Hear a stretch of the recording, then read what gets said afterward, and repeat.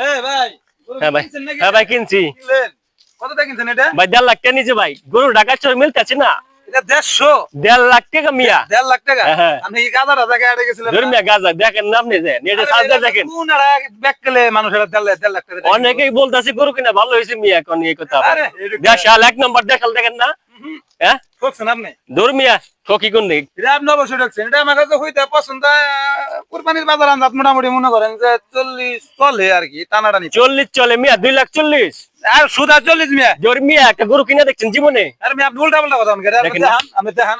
দেখেন আরে আনছে ভাই। এটা গরুটা পাও নাই। ওটা বুঝি করে সব খায় বলছি। হ্যাঁ দেখেন। এটা আপনার গরু না? হ্যাঁ হ্যাঁ আর তো বুঝছি। এই ব্যক্তি 1.5 লাখ টাকা বুঝছি। আপনারা বাম্পার দিছে। আপনি টাকা আছে জীবনে গরু কুরবান দিচ্ছেন জানেন তো? জীবনে গরু কুরবান দিয়ে দেখছেন? হ্যাঁ কয় টাকা লাগে একটা গরু কুরবান দিতে? আমি চিনি আমার না। কথা তো আপনি বুঝতাছেন না। বুঝুম কি আমি বুঝুম কি আমার টাকা আছে, আমি 4 লাখ দিয়ে দিমু। আপনি এটা আরো 50 লাখ দেখেন। হ্যাঁ। আপনি তো ঠকাইছে। ঠকাইছে। ব্যাপারী আর চিনেন মিয়া, তা এটা আপনার কি ব্যাপারী। ব্যাপারী থাকগা?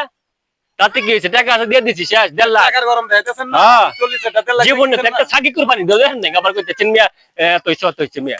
জান কা মিয়া জান। মুরগির ডিম খানকা কুরবানি দিয়ে আপনারা বুঝছেন? দিছে, মানে দিচ্ছে না, কথা ফাউল গেবেন না।